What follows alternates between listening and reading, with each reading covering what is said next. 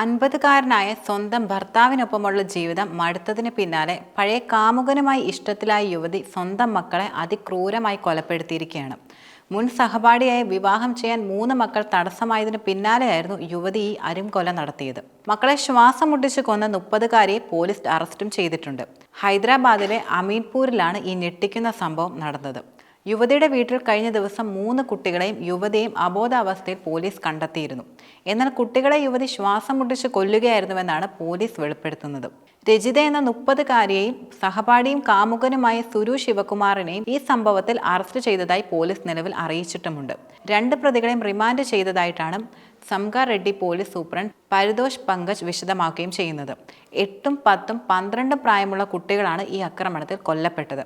March 28-നായിരുന്നു Raghavendra നഗറിലുള്ള വീട്ടിൽ നിന്ന് രജിതയും കുട്ടികളെയും പോലീസ് കണ്ടെത്തിയതും. ആശുപത്രിയിൽ എത്തിച്ചപ്പോൾ ഡോക്ടർമാർ 3 കുട്ടികളുടെ മരണം സ്ഥിരീകരിക്കുകയും ചെയ്തു. 2013-ൽ ചിന്നയ്യ എന്നയാളുമായി യുവതി വിവാഹിതയായി. ഈ ബന്ധത്തിൽ യുവതിക്ക് 3 കുട്ടികളാണ് ഉള്ളതും. 50കാരനുമായുള്ള വിവാഹ ബന്ധത്തിൽ സ്ഥിരമായി വഴക്കുകളും മറ്റ് സംഘർഷങ്ങളും പതിവായിരുന്നു.